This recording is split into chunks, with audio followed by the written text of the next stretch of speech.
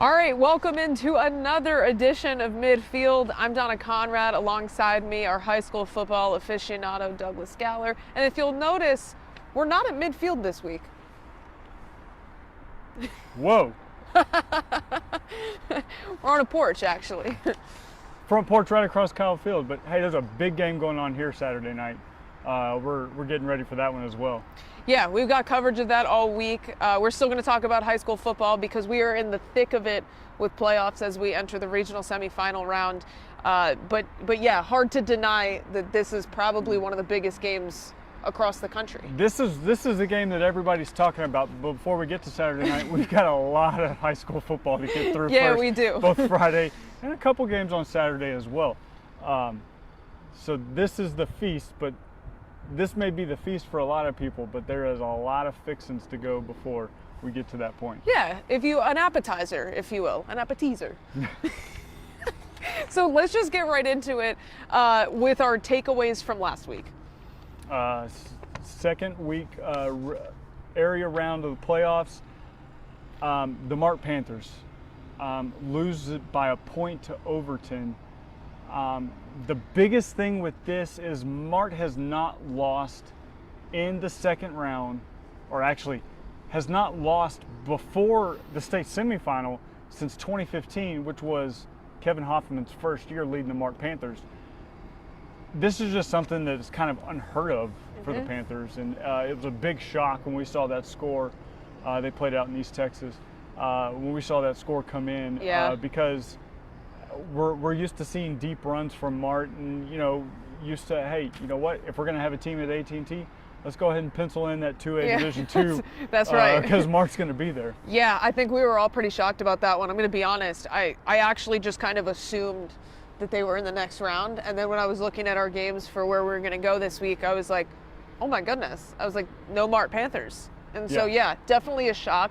But yeah, I mean, I guess, we're just so used to the culture that's been built there, which is the expectation that you get to AT&T. This year, obviously not the case.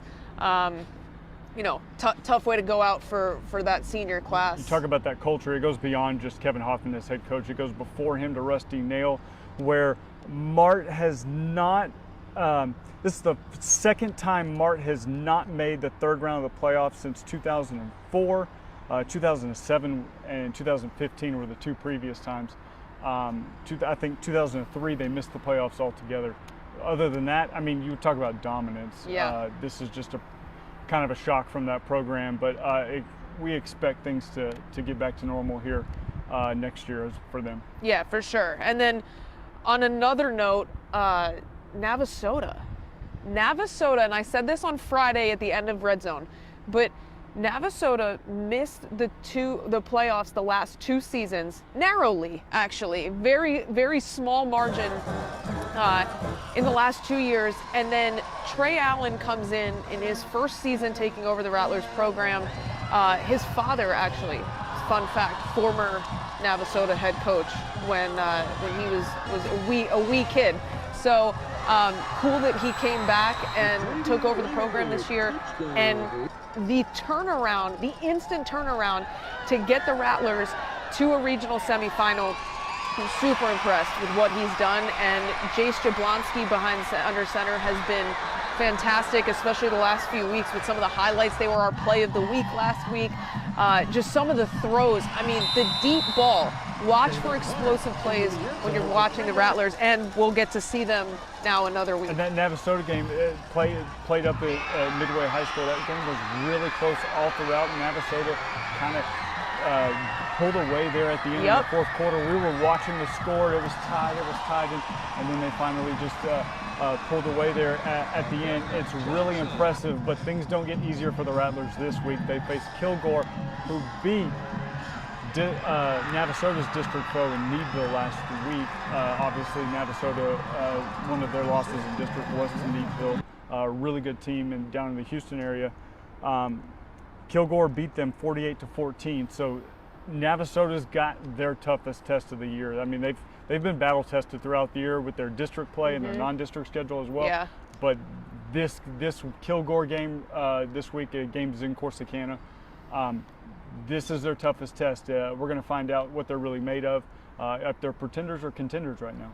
Yeah, I mean, shout out to also just some teams getting hot at the right time. I mean, they've been, fairly consistent throughout the year, dropped a couple games that, maybe they could have taken. But overall, I mean, hey, no better time to get hot than the postseason. So we'll see what happens. You're absolutely right. Huge test up in Corsicana Friday night. Now let's go into our Red Zone game of the week.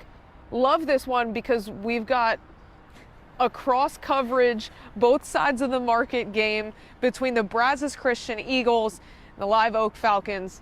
Take me to your initial thoughts. Stepping away from the UIL ranks, going into TAPS. Yeah. This is a state semifinal game for TAPS Division IV 11-man football. The most impressive thing is the Live Oak Falcons. If you've ever driven by the school in downtown Waco, you know that old Falcon Field right next door to the silos. That's not what they're playing anymore because they've graduated from the 6-man ranks in their first year as 11-man football. With first-year head coach Matthew Hurst, obviously he came over from Moody. The Falcons are in the state semifinals. That's incredible. That's just an incredible run. Obviously, we know Live Oak for doing great things with football. They've won multiple state championships in the 6-man level in TAPS, but now graduating to big boy 11-man football, and they're able to do this. I can't say enough good things about this team. Tristan. This Live Oak team is going to go as far as Tristan Washman takes them. Their running back, he is explosive with the ball, multiple games of 100-plus yards throughout the season, and he goes as far as they go. I know he was hurt earlier this year. Live Oak, because of their record, got a bye in the first round of the playoffs, so they got an extra week off to get healthy. He's playing really well right now as they progress through the playoffs. See, and how can you not root for a situation like that? I mean, 6-man versus 11-man, as we all know, are two very different games, honestly. I mean, yes, they're both football, but the styles, the play calling, the rules are different.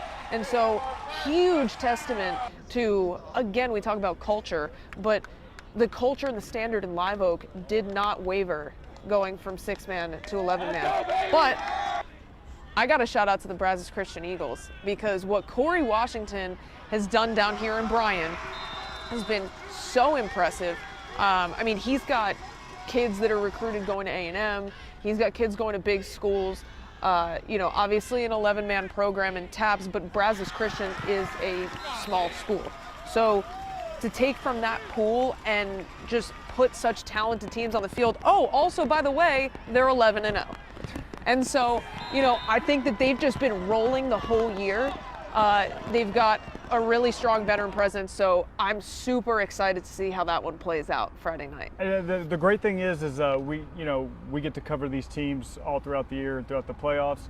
Obviously, the winner of this game is going to play for a state championship. What's great about that, state championship game is next Friday at Waco ISD Stadium, so we'll be all over it no matter who wins and who's playing in that game. For sure. All right, well, now let's move on to some 5A Division I. You've got the two heavy hitters here in town, College Station, A&M Consolidated. Both move on to the regional semifinal. And quick recap, College Station handled business. It was a close one, but they handled business 49-35 over Lufkin last week. And then A&M Consolidated on a Thursday night at Legacy Stadium in Katy, Texas. I know this because I went there. A defensive battle. Their offense was definitely the quietest that we've seen all season. Most definitely. I mean, you were there for the first half. It was 3-0 at halftime. Yes. That's unheard of with that offense. Yep. That Brandon Schmidt has there at Consol. Yeah, and it wasn't until 3:39 left in the game when Vakapuna Faketi. Say it one more time for the people in the back.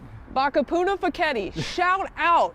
My big man put the ball in the end zone, barreled in there from the 3-yard line to give Consol a 10-3 lead late in the game. And I said it again, I said this on Friday night, but it's all about getting it done different ways when you're contending for a state title. There are going to be games where a position group or one side of the ball, it's not happening.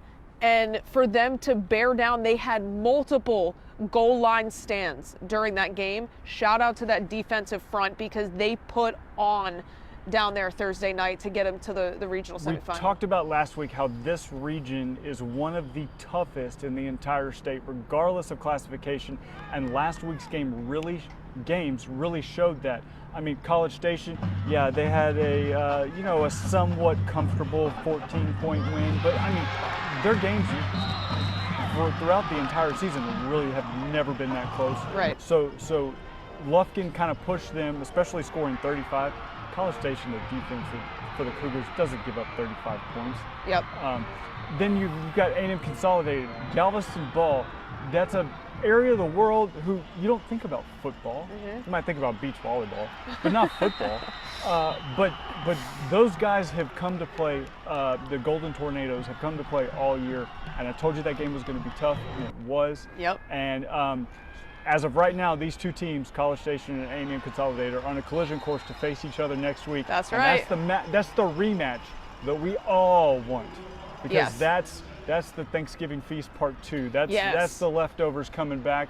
We make that great sandwich and everything Yes. next week. Oh yeah, I'm hungry just thinking about it. A 7-5 Gatesville Hornets find themselves in the regional semifinal. They're going to take on Sealy down here in Bryan at Merrill Green Stadium Friday night at 7. Ever since Xavier Carter blocked that 27-yard field goal There was that a moment. Conley Hatt was trying to win the game in Week 11, the Hornets have been red hot. Just stacking wins in the first 2 rounds of the playoffs. Now they're going against another hot team in the Sealy Tigers.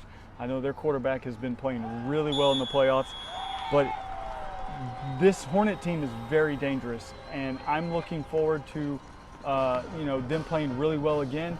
And then, what's on the other side of that region? Oh, La Vega. Yeah, that team in your district who just went undefeated 5-0 in District 12 4A Division 2. So, yeah, La Vega plays Stillsby as well on the other side of that region. I think we're looking at another district rematch coming up next week in the regional final. We're going to be busy in the regional final round. Another one, Franklin Lions are going to take on the Hitchcock Bulldogs. Interesting position that they're being put in here because for the first time in a while, I think they're viewed as underdogs in this game. But let me just put something out here real quick. The Franklin Lions know how to handle their business, and they could potentially be underdogs in this game, but the playoff experience, we talked about it ad nauseum last week, that these kids know nothing but going up to AT&T Stadium. I watched them Thursday night in Tomball last week, and listen, they handled their business. Franklin knows playoff football, and so while, yes, they may point spread be underdogs, I think Franklin knows when it comes to postseason football how to show up. The Dave Campbell's Texas Football Computer is picking a 10-point win by Hitchcock in this. Hitchcock 11-1 on the season. They've got an impressive win themselves, getting that win over Columbus in district. But since then, they've been kind of hobbled. They've been trying to get healthy. They've been playing hurt. They've still been winning games because obviously they're a really good team. But I think now is the time for a really good team in Franklin to take advantage of what Hitchcock is going through and to be able to say, hey, we're still kings of the jungle here. Yep, that's right. In 3A. And it's going to take a lot to knock us off.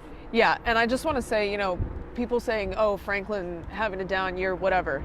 Not really. They're 2 losses, one to Salina, a top-ranked 4A school. 4A okay? Division I, number 1 team in the state. Yeah. Okay. So on a neutral field as well, and then a home loss to a very large private school in Houston. Right. So if those are your 2 losses, listen, Franklin playing a tough non-district schedule, and I mean, it doesn't hurt them in any way. They still took care of business in district play, and now they find themselves where they usually do, which is a regional semifinal. So, long story short with that one, they could be called 10-point underdogs by Dave Campbell, Texas Football, not by me and Doug. I think they handle their business. And moving on to another 3A program that I love, the Lexington Eagles, who, love this, have only allowed 27 points total in the 4 games since their loss to Blanco. The funny thing about that is it came in 1 game. They've had 3 shutouts in the last 4 games. This team is playing with a fire that like you just cannot put out. Thank you, George Strait. I love it. I love the reference. They're playing really well right now, but Poth is undefeated. Kind of thought preseason Poth was going to be one of the best teams out of that region. They're playing like that. They've been playing like that all year. This game right here is a straight up banger. Yep, absolutely. And again, 27 points in 1 game after that. They've been blanking other teams. So if I'm Poth, I'm a little bit nervous about facing that Lexington defense that has been absolutely lights out. Yeah, excited about that one. That one's going to be out in Bastrop Friday night. Yes. And then in our 6-man Oglesby Tigers, Richland Spring Coyotes, thoughts? Can Kyler Fawcett take the Oglesby Tigers back to a state championship game? I believe he can. He was the Dave Campbell's Texas Football 1A cover boy at the beginning of the season. Going against Richland Springs, this is a rematch of last year's state semifinal game. So Oglesby's been here before. They've won this game and got to a state title game last year because of it. If they can win this game, I think the path is set for them to get back to AT&T. All right, so as we wrap up, prediction for this week. Let's go with your prediction first. I want to hear what you got coming up. Putting me on the spot. I think that College Station and Consol take care of business Friday, and we get to cover a regional final between the crosstown rivals. Do they play the game here? You know, part of me wants to say they would try, but I also think that game would be better at Merrill Green Stadium. Here's my thought. All of those kids have been to Kyle Field before. They've seen what it is packed out with 100,000 plus. You maybe fill the bottom bowl, maybe, or the sides for Consol College Station. I think you could pack Merrill Green Stadium. Reasonably, you could pack that out. It would be loud. That's a great venue. It's in town. So as much as I would love to see it at Kyle Field, I think for atmosphere purposes, because when it's been at Consol the last 2 years, it has been so freaking loud. It has been really, really loud. And you feel like everybody's on top of you, and you get that true high school football vibe. And so for me, I hope it's at a place like Merrill Green. But that's just my opinion. So we'll see what happens. My prediction for this week goes down to the 6-man ranks. We got week 11, we saw Abbott take care of business and handle Aquila, winning 58-8 in that game.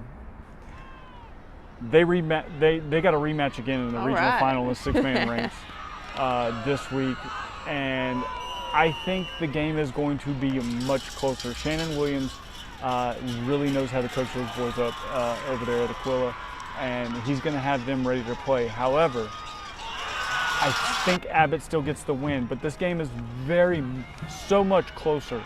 It's not going to be a 58-8 game. It's going to be something more like 48-24, maybe 48-28, something like that.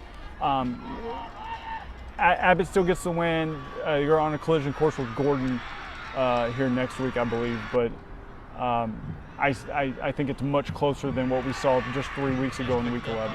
I'm going to store that score prediction up here, and we'll see how close you are after that game is Don't played. hold me to it. All right, before we wrap up, Thanksgiving week, my favorite holiday. Doug, your favorite Thanksgiving food? favorite Thanksgiving food, hands down, is my grandmother's green rice. Her broccoli casserole dish that she would always make. Me and my brother and the cousins, we'd always fight over it. We've tried to replicate it. We can't. Grandma, I know you're up in heaven.